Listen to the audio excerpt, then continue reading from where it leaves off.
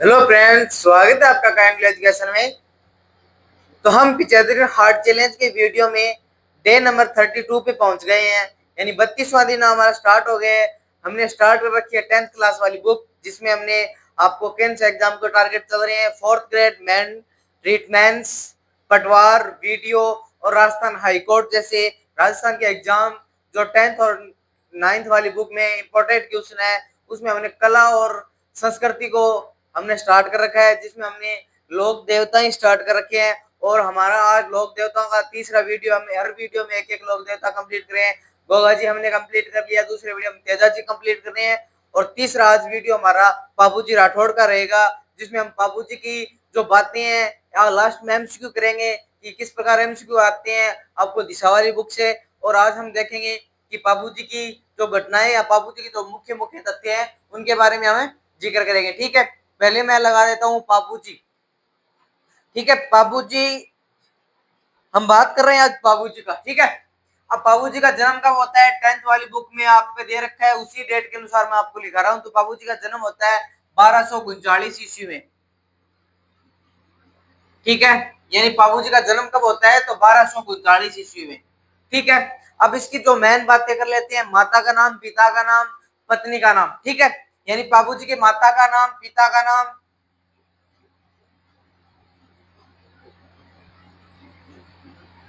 और पत्नी। यानी बाबू जी के माता का नाम, पिता का नाम और पत्नी का नाम हम देखेंगे। तो आपको पता है बाबू जी के पिता का नाम किस क्या माना जाता है? तो धनदल जी। ठीक है,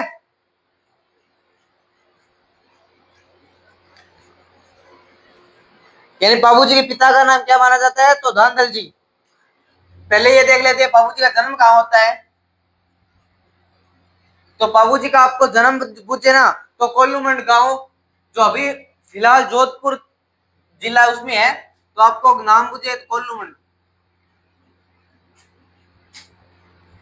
ठीक है, जिसे हम शॉर्टकट 10th वाली बुक में कोल्लू भी दे रखा है, बल्कि आपको क्या करना है, कोल्लूमंड गांव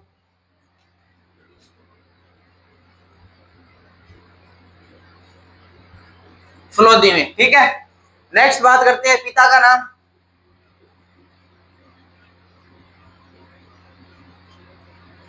दानल जी। माता का नाम?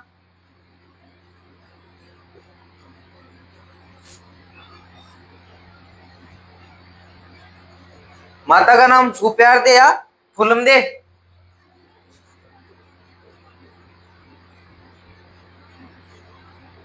ठीक है, पत्नी का नाम? तो इसमें पत्नी का नाम क्या है? पेमल दे।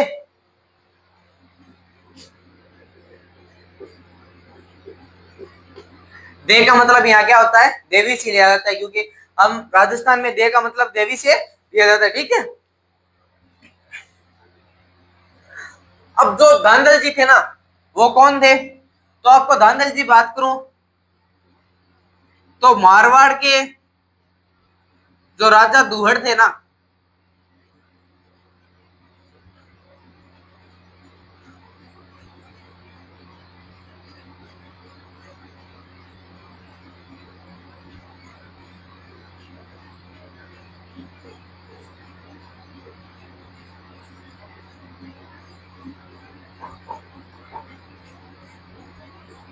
बेटा बाबू जी था। ठीक है, धनंजय जी की बात करते हैं तो राव दुहड़ थे। जो राजा राजा दुहड़ राव दुहड़ थे, कौन थे? वो मारवाड़ के राजा थे।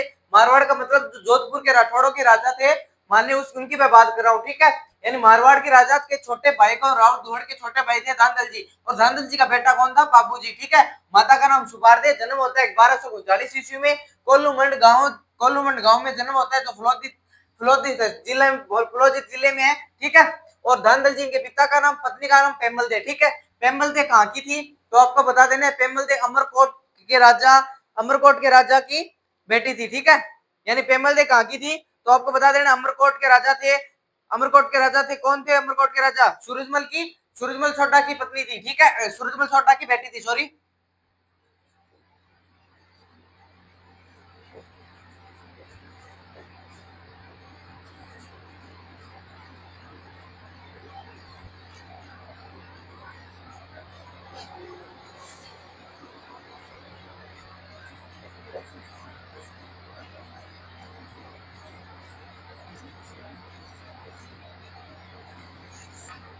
पाकिस्तान वाला बॉर्डर, ठीक है। यानी अमरकोट हाल फिलहाल में कहा है, अमरकोट तो पाकिस्तान में है। यानी पेमल दे किसकी पत्नी थी? बाबूजी की पत्नी थी। और पेमल दे किसकी बेटी थी? तो सूरजमल कौन थे? अमरकोट के कौन थे? राजा थे। अमरकोट के राजा थे। अमरकोट सूरजमल छोटा कौन थे? तो अमरकोट के राजा थे। और अमरकोट की राजा की बेटी कौन थी? पेमल दे थी। और पेमल दे किसकी पत्नी थी? तो बाबूजी की थी। क्योंकि जो अमरकोट पहले था ना, वो अमरकोट पहले राजस्थान का हिस्सा हुआ करता था, ठीक है। यानी पहले उसमें राजस्थान का हिस्सा हुआ करता था। और राजस्थान इसे यानी भारत पाकिस्तान उसमें था नहीं, आपको ही पता है। और जिस कारण जो अमरकोट किसका अभी हाल फिलहाल में पाकिस्तान में पड़ता है, पहले ये राजस्थान का या आर पार का क्षेत्र हुआ करता था। तो वहां से क्या थी, शादियों का आना गाना चला रहता था, ठीक है। आपको इतनी बातें याद हो गई है, ठीक है। इसमें और बात करने के लिए क्या है, इनके दो सहयोगी थे। इनके दो सहयोगी कौन थे? चांदा दामा, ठीक है। कौन थे ये? भील भाई थे, ठीक है। यानी सहयोगी दो कौन थे? बाबूजी के दो सहयोगी कौन थे? तो चांदा और डामा दोनों कौन थे? इनके सहयोगी थे। वो कौन थे? भील भाई थे, ठीक है। यानी चांदा और डामा कौन थे? सहयोगी थे। और कौन थे ये? भील भाई थे, ठीक है। आगे की बात करते हैं। बाबूजी की घोड़ी का क्या नाम था? केसर काली। यानी बाबूजी की घोड़ी का केसर काली किसकी घोड़ी थी? देवल चारणी की घोड़ी, ठीक है। यानी देवल चारणी की घोड़ी थी कौन सी? केसर कालवी। कहां की, किसकी घोड़ी थी? तो देवल चारणी की, ठीक है। केसर कालवी घोड़ी किसकी थी? तो किसकी थी? देवल चारणी की। अब देवल चारणी की गायों को बचाने के लिए बाबूजी क्या दे के आए थे? वचन दे के आए थे। और इनको गायों को बचाने के लिए बाबूजी वचन दे के आए थे। और जो लेके गया था वो कौन था? जो बाबूजी का बहनोई था वो कौन था? जिंदराव खिलजी।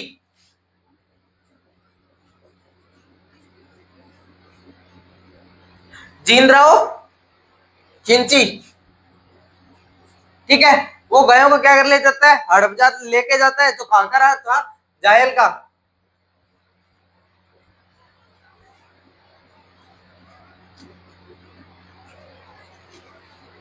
इन साथ युद्ध होता है बाबूजी का रेंचू गांव में।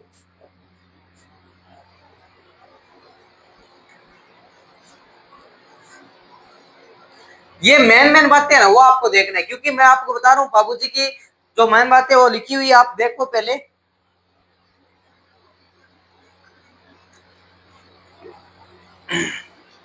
हम बात कर रहे हैं बाबूजी की, ठीक है। आपके सामने बाबूजी का अगर क्वेश्चन आता है तो आपसे ये पूछा जाता है कि पिता का नाम क्या है? तो दादा जी बताना है। बाबूजी का जन्म कहाँ होता है? तो कोल्लूमठ गांव में होता है। कब होता है?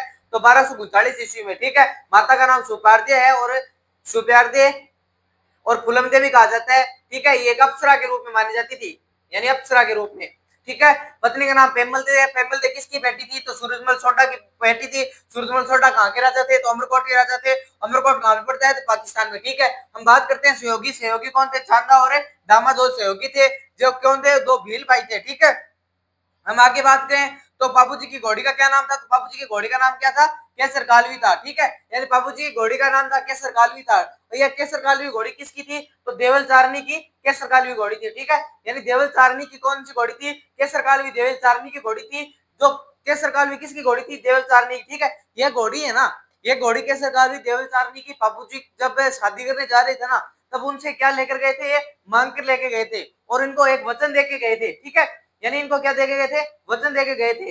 यानी वचन देके गए थे कौन? बाबूजी। बाबूजी वचन देके गए थे केसर कालवी देवल चारण को, अगर कोई आपकी गायों से अगर किसी प्रकार की विपत्ति आती है ना, तो मैं जिस समय हूं या उसी समय मैं आपकी जो गायों को बचाने के लिए जरूर हाजिर हूँ, ठीक है। क्योंकि केसर कालवी घोड़ी कहती है कि देवल चारणी की घोड़ी, मान ली घोड़ी है ना, एक अति बहुत बड़ी घोड़ी मानी जाती है। क्योंकि देवल चारणी की जो गायें थी ना, उसको केसर कालवी रक्षा करती थी। यानी केसर कालवी घोड़ी थी ना, वो देवल चारणी गायों क्या बचाती थी। अब बचाती थी तो देवल बाबूजी शादी करने जाते हैं तो देवल चारणी को कहते हैं कि मैं आपको वचन देता हूँ कि मैं आपकी घोड़ी को क्या, आपकी जो गायों का अगर कोई लुटेरा आता है तो मैं जहां जिस वक्त हूंगा ना, उसमें मैं आपकी जो उसमें उसी स्थिति में आपको गायें बचाने आ जाऊंगा, ठीक है। और वायदे वही वहां से अगर बाबूजी आगे 3 फेरे लेते हैं, यानी बाबूजी फेरे में बैठते हैं और बाबूजी फेरा लेते हैं। 3 फेरे होते हैं बाबूजी के। यानी बाबूजी कितने फेरे होते हैं? 3 फेरे होते हैं। और देवल चारणी वहां से आती है और कहती है कि आप मेरी गायें मेरी गाय जो जिंद्राव खिलजी है वो कहाँ गया, लूट के ले गया। ठीक है, अब लूट के ले गए जिंद्राव खिलजी, और बाबूजी की घोड़ी क्या हुई थी, मांगी हुई थी किससे, देवल चारनी से। तो ये कहा जाता है कि अगर राजपूत वचन दे देता है ना तो उसको करता है, जैसे रघुकुल रीत सदा चली आई, प्राण चाहे पर वचन ना जाए। यानी कि बाबूजी वचन दे के आए थे किसको, देवल चारनी को, कि मैं आप जिस स्थिति में होऊंगा ना उस स्थिति में आपके साथ खड़ा हुआ है, उस स्थिति में आपकी गाय को बचा के ले आऊंगा। यानी उस समय क्या कहे थे, उनको वचन दे के आए थे, और वचन का पालना करना राजपूत का अधिकार था उस समय। यानी रघुकुल रीत सदा चली आए, रघुकुल रीत सदा चली आए, प्राण जाए पर वचन ना जाए। यानी ये कहकर बाबूजी के जो मान ली है उसमें राजपूतों के लिए माना जाता। बाबूजी इसमें फेरे में थे, और बाबूजी इसमें फेरे मारकर, बाबूजी के ओनली 3 फेरे होते हैं। ठीक है, यानी बाबूजी 3 फेरे लेते हैं, और 3 फेरे लेकर बाबूजी किसकी गायों को बचाने निकल जाते हैं, बाबूजी गायों के देवल चारने की गायों को बचाने के लिए निकल जाते हैं। और देवल चारने की गायों को लेकर लूट के कौन गया था, तो जीतराव खिलजी था ना, जिंदराव खिलजी लेट गया, तो जिसका कौन था, बाबूजी का बहनोई बताया जाता है। ठीक है, यानी बाबूजी का बहनोई बताया जाता है, और उनको कहा गया था कि आप मेरी गायों बचा के लो। जिंदराव खिलजी कहाँ का था, तो जायल का था। ठीक है, यानी जिंदराव खिलजी कहाँ का था, जायल का था। और डेंचू गांव में किया जाता है, युद्ध होता है, बाबूजी अपनी बहनोई के साथ जिंदराव खिलजी को गायें बचाने के लिए जब युद्ध करते हैं, तो यहाँ क्या हो जाती है, वीर गति को प्राप्त हो जाते हैं।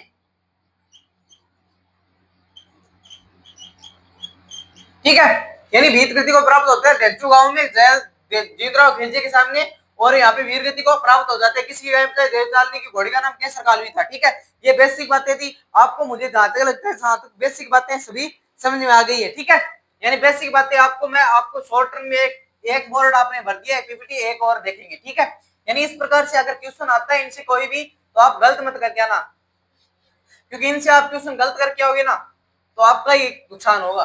क्योंकि यहाँ से क्वेश्चन अगर गलत आएगा ना तो मुझे नहीं लगता कोई और अच्छी तरीके से पढ़कर आप करके सही आओ, क्योंकि मैंने हर बात शॉर्ट टर्म में लिखी है आपको एकदम अच्छी बात से। अगली बात करें तो बाबू जी को क्या माना जाता है, लक्ष्मण का अवतार। यानी बाबू जी को क्या माना जाता है,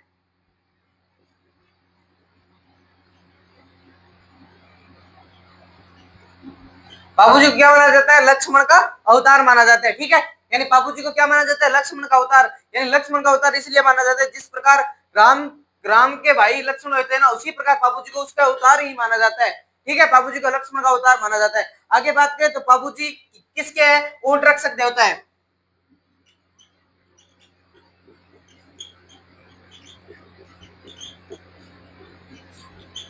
बाबूजी क्या है, ऊंट रक्षक देवता है। बाबूजी क्या है, ऊंट रक्षक देवता है। अगली बात करते हैं तो बाबूजी क्या है, बाबूजी एक प्लेग रक्षक देवता भी है। ठीक है, यानी बाबूजी ऊंट रक्षक देखता है। ऊंट समाज को कौन रखता है, तो जिसे रायका, रेबारी या देवासी कहा जाता है, वो कौन सी जाति के ऊंट रक्षक देवता किसको मुख्य रूप से किसको माने जाते हैं, रायका,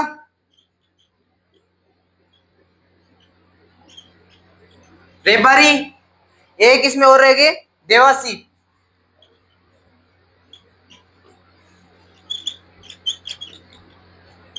मुख्य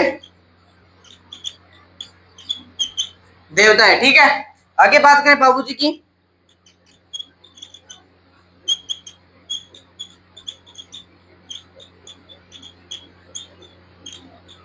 बाबूजी क्या है, प्लेग रक्षक देवता है। ठीक है, यानी बाबूजी क्या है, प्लेग रक्षक है देवता है। ठीक है, अब बात करें तो बाबूजी की क्या है, बाबूजी की फड़ बंधाई जाती है।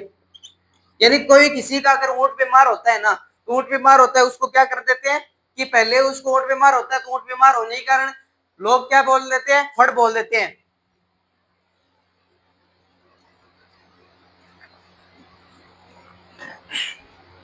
अगर किसी का ऊंट बीमार होता है तो बाबूजी को क्या करते हैं, फड़ बोल देते हैं। क्योंकि आपको पता है कि बाबूजी को ऊंट का लाने का श्रेय किसे जाता है, राजस्थान में, तो आपको पता है बाबूजी को जाता है। क्योंकि बाबूजी ये कहते हैं कि अपनी बहन की शादी में बाबूजी ने क्या दिया था, ऊंट दिया था। ठीक है, यानी बाबूजी अपनी बहन की शादी में क्या देते हैं, दहेज में ऊंट देते हैं। तो बाबूजी को राजस्थान में ऊंट लाने का श्रेय किसे दिया जाता है, हम बाबूजी को देते हैं। ठीक है, अब बाबूजी को अगर श्रेय देते हैं तो आपको पता होना चाहिए बाबूजी को ऊंट लाने का श्रेय देते हैं। आगे बात करें तो बाबू जी क्या बताते हैं, ऊँट लाने का शेर ही देते हैं। ऊँटों की देवता भी कौन है? बाबू जी है। अगर ऊँट के कुछ हो जाता है तो बाबू जी को हमें पूछते हैं, ठीक है। बाबू जी क्या बोलते हैं? फड़ बोलते हैं, ठीक है। यानी फड़ का एक वाचन होता है, आपको पता होना चाहिए। फड़ का एक इस प्रकार से एक पर्दा लगा होता है, उस पर्दे में आपको पता है चित्र लगे होते हैं, ठीक है। यानी इस प्रकार आपके चित्र लगे होंगे। यानी इस चित्रों में यह बताया होगा कि यहाँ से बाबूजी के जन्म से लेकर बाबूजी की मृत्यु से जितने भी काम हुए ना, वो सभी इस फड़ में चित्रित हो गए। और इस फड़ को गाने वाला कौन होगा? बोपा, बोपी, ठीक है। ये बोपा बोपी कोई नहीं है, तो भील जाति थी ना, उनको यही बोला जाता था, बोपा और बोपी, ठीक है। यानी भील जाति के दोनों नहीं होते हैं ना, उनकी क्या होती है? बोपा और बोपी, ठीक है। यानी इसमें बोपा और बोपी क्या उपयोग में करते हैं? तो बोपा और बोपी फड़ बांधने के लिए रावण का उपयोग में लेते हैं, ठीक है। यानी रावण का क्या है? वाद्य यंत्र। वाद्य यंत्र कौन से वाद्य यंत्र से भोपा और भोपी अपने फड़ का वाचन करते हैं। यानी एक प्रकार से भोपा क्या करता है? इस रण को बजाता है, और भोपी है ना, उस राग को टेर लेती हुई, यानी उस राग की टेर लेती हुई क्या करती है? अपने बाबूजी की बखान करती है, ठीक है। यानी जिस प्रकार भोपा अपने रावण हत्या को इस प्रकार बजाएगा, और जो भोपन है ना, जो भोपन है, इस भोपे की लुगाई, उसको क्या जो है ना, एक तरीके से अपनी सभी चित्रित भाषाओं को, यानी यानी इस फड़ पे जो चित्रित हुआ है ना, उन सभी को क्या करती है वो? यानी इस प्रकार से वाले बाबूजी का जन्म से लेकर वो बाबूजी की मृत्यु तक जितनी भी बातें है ना, वो इस फड़ पे लिखी होने कारण उसको बांच के उसको बोलकर गाकर सुनाती है, ठीक है। यानी बाबूजी अगर ऊँट बीमार होता है ना, बाबूजी अगर ऊँट बीमार होता है ना, बाबूजी का अगर ऊँट बीमार होता है, किसको? बोपे, इनको उपयोग में लाया जाता है, ठीक है। यानी बोपे, बाबूजी ऊँट बीमार, अगर किसी को ऊँट बीमार होता है तो बाबूजी फड़ बांधने के लिए उपयोग लेते हैं। और रावण होता क्या करता है? रावण होता वाद्य यंत्र के द्वारा से बाबूजी की फड़े बांधी जाती है, ठीक है। यानी रावण होते बाबूजी के द्वारा फड़े बांधी जाती है। आगे हम बात करते हैं, तो आगे बात करें तो रावण होते द्वारा फड़ बांधी जाती है। और सबसे लोकप्रिय फड़ किसकी मानी जाती है? सबसे लोकप्रिय फड़ किसकी मानी जाती है? सबसे लोकप्रिय फड़ किसकी है? बाबूजी की लोकप्रिय फड़, ठीक है। यानी इस प्रकार आपको रिलेट करके पढ़ना है, ठीक है। एक इनका जो मैं बात करूं तो इनको और एक और बात, सबसे लोकप्रिय फड़ यही है, और इसके लोक गाथा में गाई जाती है, यानी लोक गाथा गाई जाती है बाबूजी की, जिसे हम क्या कहते हैं? पवाड़े कहते हैं ना, जिसे हम पवाड़े कहते हैं, वो क्या होते हैं? लोक गाथाएं होती है। वो कौन से वाद्य यंत्र से? तो माट वाद्य यंत्र से है ना।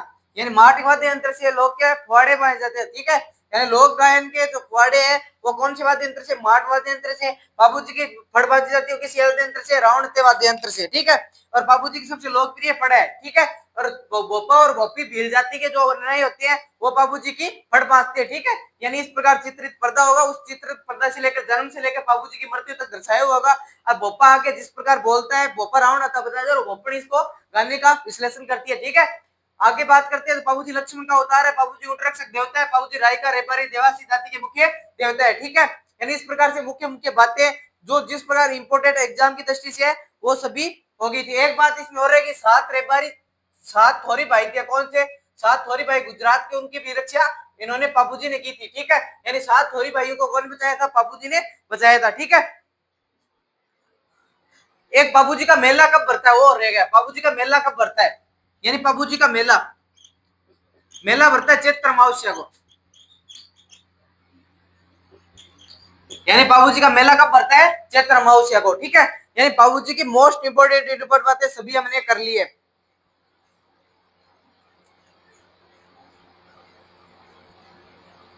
यानी बाबूजी की मैंने आपको जितनी बातें रही उन्हीं वो सभी बातें बता दी है, ठीक है। अब जो एग्जाम में आए इंपोर्टेंट क्वेश्चन है ना, उनकी बात करते हैं। यानी आप एग्जाम में इंपोर्टेंट क्वेश्चन आए उनकी बातें करेंगे। यानी प्रीवियस ईयर जितने भी क्वेश्चन आए उनकी बात कर लेता हूं, मैं आपको बताता हूं किस प्रकार क्वेश्चन आए थे, तो आप देखना उन क्वेश्चनों को। और यानी इन सभी जितना अभी पढ़ा है ना, उन सभी में वो क्वेश्चन आए हुए हैं, ठीक है। हमारा पहला क्वेश्चन किस प्रकार लगा है? बाबूजी का मुख्य तीर्थ कहाँ है?